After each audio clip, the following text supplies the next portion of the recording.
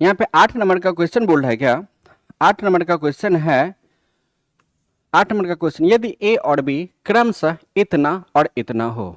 चलिए आप लोग क्या करते हैं, एक रेखा लेते हैं, यहां से लेकर के यहां तक कोई एक रेखा है। इस रेखा पे इस पॉइंट को हम लोग ए मान लें और इस पॉइंट को हम लोग बी मान लें, जिसका कोऑर्डिनेट दे रखा है -2, -2। ए बिंदु जो है, ए बिंदु का नियामक -2, -2 है और बी बिंदु का नियामक कितना है? 2, -60। बताइए कोई दिक्कत है? ए का जो मान है -2, -2 और बी का जो मान है 2, -4 है।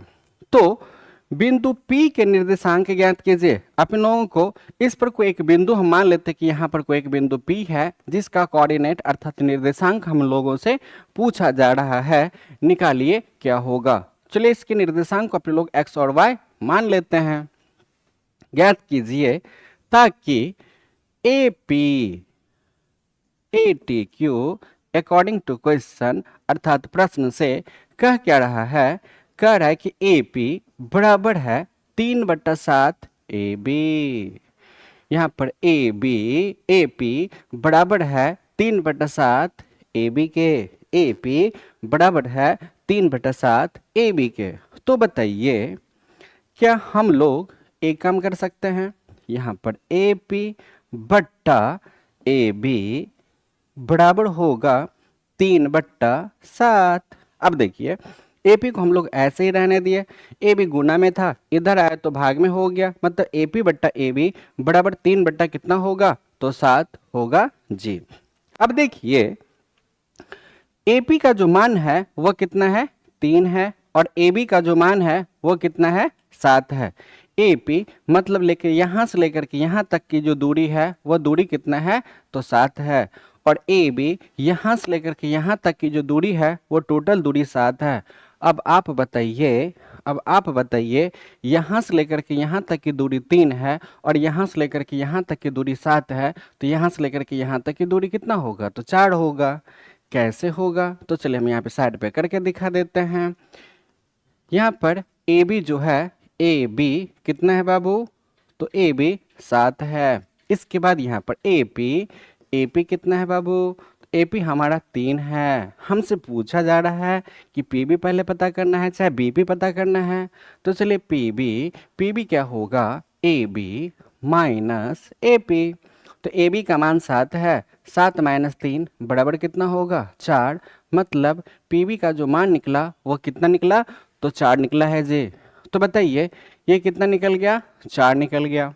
अब देखिए, ये जो काम करेगा, ये काम करेगा x1 का और ये y1 का काम करेगा। मतलब ये हमारा किसका काम करेगा? x1 का काम करेगा और ये किसका काम करेगा? y1 का काम करेगा। फिर ये किसका काम करेगा? x2 का काम करेगा। और ये -4 जो है ये किसका काम करेगा? y2 का काम करेगा। फिर ये 3 m का काम करेगा और ये 4 n का काम करेगा। मतलब m n पता है, x1 x2 पता है, y2 x1 x2 पता है, y1 y2 पता है। मतलब सारा मान आप लोगों के पास अब उपलब्ध है जी। तो चलिए हम लोग बात को आगे बढ़ाते हैं। तो x1 का मान कितना है? तो -2। y1 का मान कितना है? तो -2। x2 का मान कितना है? तो 2 है। y2 का मान कितना है? -4 है। m का मान 3 है, n का मान 4 है। x1 y1 x2 y2 m और n, ये सारा चीज अपने लोगों के पास अब उपलब्ध है जी। जब उपलब्ध है तो हम लोग विभाजन सूत्र तो पढ़े हुए हैं। अब हम लोग यहाँ पर क्या करते हैं? तो विभाजन सूत्र का प्रयोग करें। विभाजन सूत्र का प्रयोग करें तो देखिएगा, विभाजन सूत्र से हम लोग पढ़े हैं कि P बिंदु का जो नियामक है, जिसको हम लोग x, y माने हैं, वो क्या होगा? mx2 + nx1 बट्टा m + n, my2 + ny1 बट्टा एम प्लस एन होगा जी। बताइए इतना में किसी को दिक्कत है क्या? इतना में किसी को दिक्कत है क्या? मेरे हिसाब से दिक्कत नहीं होना चाहिए। अब देखिए, अब देखिए, अब देखिए, यहाँ पर जो है, यहाँ पर जो है P बिंदु का नियामक चाहिए, मतलब x कॉमा वाई चाहिए। अब यहाँ पर जो है m का मान कितना है? तो 3 है। n का मान कितना है? तो 4 है। m के जगह पर कितना? तो 3। m के जगह पर 3 इंटू x2 का मान कितना है? तो 2 है, प्लस n का मान कितना है? तो 4 है। x1 का मान कितना है जी? तो माइनस में 2 है, बट्टा m प्लस एन। यहाँ पे फार्मूला से m प्लस एन, तो 3 प्लस कितना होगा? तो 4 होगा। अब देखिए, अब देखिए यहाँ पर जो है, यहाँ पर जो है, यहाँ पर जो है इसका मान तो हम लोग रख लिए। अब हम लोगों को इसका मान रखना है। तो इसका मान रखने के लिए यहाँ पर m के जगह पर कितना है? m के जगह पर कितना है? तो 3 है, और इंटू y2 के जगह पर माइनस में 4 है, प्लस n के जगह पर कितना है?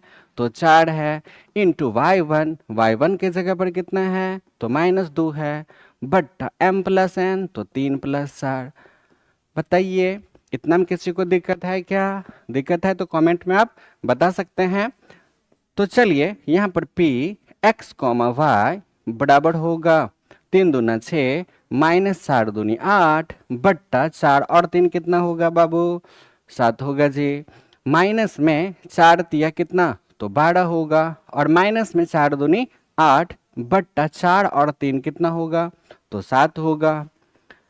P बिंदु का नियामक अर्थात x कॉमा वाई बराबर होगा माइनस में 2 बट्टा 7 कॉमा माइनस में 20 बट्टा कितना? तो 7। हमसे जो पूछा जा रहा था कि P बिंदु का नियामक पता कीजिए, तो P बिंदु का नियामक अपने पास ये है, x कॉमा वाई का मान पता करना था। तो यही हमारा क्या होगा?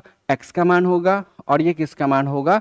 y का मान होगा। अर्थात P बिंदु का नियामक होगा -2/7 कॉमा -20/7। मतलब ये जो P बिंदु है, P बिंदु है यहाँ पर ए बी को किस में? तो 2/7 कॉमा माइनस में 2/7 कॉमा माइनस में 20/7 के बिंदु पर वो क्या करेगी? काटेगी। किस अनुपात में? तो 3:4 में। बताइए कोई दिक्कत है तो कमेंट में आप इसको लिखिए, हम इसको फिर से समझाने का कोशिश करेंगे।